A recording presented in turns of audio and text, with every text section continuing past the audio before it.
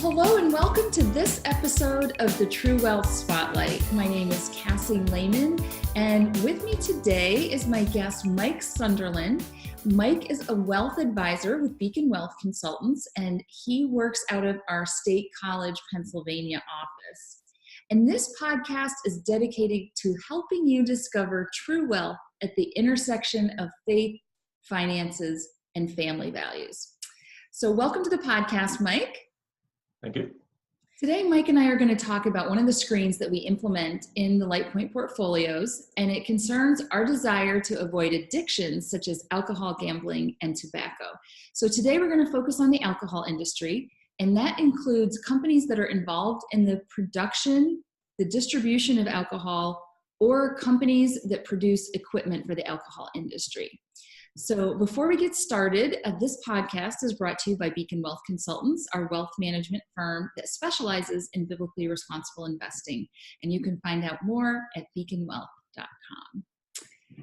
So Mike, as you come onto the podcast for the first time, why don't you introduce yourself, tell us a little bit about your background and how you got interested in biblically responsible investing. Sure. Well, firstly, I'm a follower of Christ and desire to serve Him. I'm also by trade a mathematician and an educator. I was a teacher for 12 years in high school in math, and finance was a part of that. And good financial management has always been something that was interesting to me.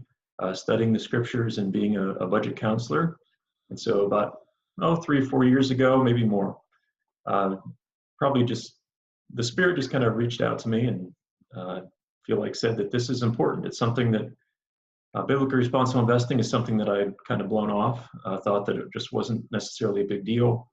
But then I was convicted about that and thought that I needed to change that attitude. And now that I've been an advisor for a few years and gotten to see more of the industry and what companies do, I'm even more convinced that biblically responsible investing is very important. It is a big deal. And if nothing else, it's a big deal in terms of our faithfulness to God and managing the resources He's given us. And, people's assets, invested assets are a major part of our lives. And so that's not an area of our finances that we can take lightly and pass off as being unimportant. Mm-hmm. Well, I often find that educators make great financial advisors because they can take really complex information that seems overwhelming to people and really boil it down and help people to understand some complex concepts. And that's what I really love about talking with you because this is what we're going to talk about today. We're going to talk about alcohol and why we decide not to invest in that. And some people, it's not really always straightforward. So I'm looking forward to hearing what you have to share with us about that. So we're going to talk about our alcohol screen. And for some people, if they believe that it's really cut and dried in the Bible, it says, we shouldn't be drinking at all. This is really easy. And they would just say, okay, well, we're not supposed to drink, so we're not going to invest in alcohol companies. But not all denominations believe that. Not everyone's beliefs are exactly the same in that area. So if alcohol is permissible, you might say, well, then I guess it's okay to invest in alcohol companies. So I want to talk about this in a little more depth. So just for starting, Mike, can you talk a little bit about the difference between being a consumer saying, hey, I'm going to have a glass of wine for dinner, versus being an investor in alcohol companies? Sure. Generally speaking, if I go as a consumer and I go to a store and I purchase a product, I'm purchasing that product. I'm not investing in, a particular area where it's my responsibility per se. For what happens to that money. If I go to a restaurant, it's not my responsibility for what the server chooses to do with their tip. I'm giving them a tip based on their service. Similarly with alcohol consumption, if I'm going to consume alcohol, then that's what I've paid for. That's just what I'm involved with. But when it comes to being an investor, it's now becomes the responsibility of the owners of the company what that company does. And so if I'm an investor, then I'm an owner, and that is my money that's being used for different purposes. Specifically with the alcohol industry, we're not just talking about alcohol consumption, but we're talking about, as an owner, being an investor, what is the industry doing? How does the industry make profits? And is that being done in a way that I'm going to approve of, or is biblically responsible? Mm-hmm. So when we look at the industry and how the profits are made, that's where the screening for alcohol really becomes more important. That's where it becomes an issue, and it's something that I kind of took lightly, that screen, in the past, but after doing the research on how the industry works, then that's what really changed my mind about it. Yeah. Well, you had brought to my attention a really interesting article from the Washington Post a couple of years ago, where they really talked about a definition of who do we consider to be addicted to alcohol, or how do Americans drink? Mm-hmm. That's really the topic of the article. And then you can kind of glean from that who is addicted to alcohol. So can you give us some of the highlights, some of the facts and figures from that to give us a sense of how people in America approach drinking? Sure. And firstly, even if somebody believes that alcohol is permissible, I think we can all agree that Scripture is clear that drunkenness is not acceptable. Drunkenness leads to debauchery. And so Christians who drink alcohol should still be doing it in moderation. I think that's something that's pretty widely accepted. So the question becomes, what, in terms of the industry, what does it look like in terms of people's alcohol consumption? And here's where the results were quite astounding. The data is actually from 2007, but I think we have every reason to believe that the last 12 years, nothing much has changed. And here are the interesting points. 30% of Americans don't consume alcohol at all. The next 30% of Americans consume less than 2 drinks per week. And then in the top 40%, it starts to increase pretty quickly. So the astounding number is that the top 10% of Americans who drink alcohol drink more than 75 drinks per week, 75% of all the alcohol that's consumed. Mm. To put this in perspective, a drink being like a can of beer. At 75 drinks per week, that is over 10 cans of beer per day, every day.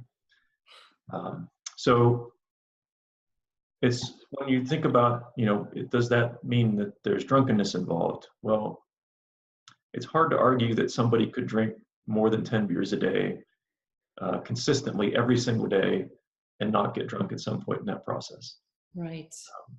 And if sales is correlated at all to the consumption, then we would have to assume that the alcohol industry makes 75% of its profits from the top 10% of consumers, which would mean that even if it's okay to drink alcohol occasionally or in moderation, the industry itself requires drunkenness in order to make a profit. And the numbers were pretty astounding when I saw it, and it was difficult to refute in my mind what those numbers were really telling us. Yeah. Yeah. When I look at those numbers, and tell me if I'm not interpreting this right, but if no one was addicted to alcohol, the industry would have a hard time surviving. Yeah, I mean, I would feel a little bit better about it if the numbers were distributed a little more broadly across every level. If profits were being made, if 80% of the population drank the same amount of alcohol every week, mm-hmm. or a similar amount, that wouldn't be so stunning. Yeah. But the issue being that it's the top 10% that produce 75% of the profits, that's what makes it a problem. So what we're looking at here is there's a very small number of people who are generating the profits of the alcohol industry. because they're addicted, they can't stop. They probably want to stop. And so if we are invested in alcohol companies, the only way we can make more money is if they keep drinking that much, or if people who are not drinking that much start to drink more. That would seem to be the case. I think it's kind of, in the past 6 months, I'm sure this has nothing to do with it, but I found it kind of humorous that one of the, a beer commercial was pretty popular. The ending tagline of the commercial was "For the many, not the few," and I have to wonder if that's, somehow if they know that this is going on and this is involved. One thing that I wanted to point out is the fact that, it's been 12 years since this research has been done. Is it possible that this data has changed? Basically, that's what we're looking at. And a big reason why it would suggest to me that it doesn't is because of what's known as the Pareto Principle. The Pareto Principle basically says it's a financial term, it's a phenomenon that exists. The phenomenon exists so much that it's almost a natural law of economics. And that principle basically says is that in any consumer market, or in any level of measure of wealth, the top 20% will represent the top 80% of the market share. So when it comes to wealth, the equilibrium number is that the top 20% of a culture or an economy will control 80% of the wealth. In the same regard, when it comes to consuming products, for any business, the top 20% of consumers tend to consume 80% of the goods. So while a church should not show favoritism when it comes to looking out for the top 20% of donors, a business does well to keep satisfied the top 20% of its consumers. And so as a whole, as a phenomenon, as a natural law of economics, we can almost assume safely that the alcohol industry, because of this phenomenon, does need the top 20% of its consumers to continue to consume 80% of the product. If we're talking about cookies, then somebody might not be particularly healthy, but if we're talking about alcohol, we're looking at drunkenness. Yeah. So it's very difficult for the alcohol industry not to make its profits from heavy drinkers. Right. And that's where we need to be responsible in analyzing that and seeing what part are we playing in that.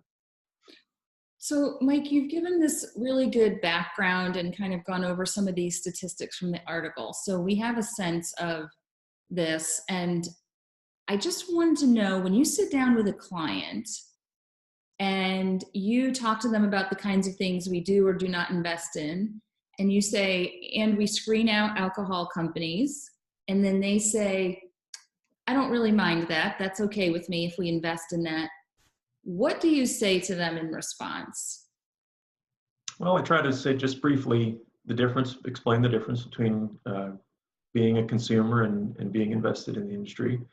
And then just briefly explain to them this concept. And as soon as I say that the top 10% of drinkers consume 75% of the alcohol, people usually just make that connection. They say, oh, that's significant.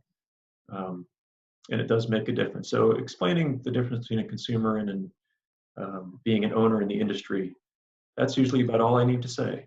And then that's sufficient. And that goes along with the other screens that we have as well. Mm-hmm. People that typically come to me are interested in BRI and or they're at least curious about it.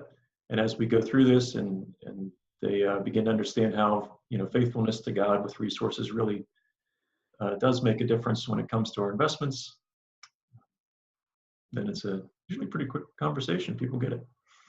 Yeah. Well, thank you for your time today and walking us through some of these details. I know when it comes to screens around addiction, sometimes people think, well, they made a choice, they started smoking, they started drinking, that's not my problem. That I should be able to profit from them. Some people think that way, and they think, oh, this is a consistent stream of income if someone is addicted. And really our whole philosophy is around human flourishing, loving our neighbors. we really just want to be investing in companies and business practices that help us all to be our best, that they're blessing people, they're helping them to thrive. And so we really just want to avoid companies that are doing a detriment to our brothers and sisters in Christ. Yes. Well, Mike, thanks for joining us today. Sure. Thanks for having me. And that's it for this episode of the True Wealth Spotlight. We would be grateful if you'd rate our podcast on iTunes, and that helps us with keeping our podcast visible and helps us to get discovered by other folks who've not heard of it before. So this has been the True Wealth Spotlight, building your dreams and preserving your values. Financial planning and investment advisory services are offered through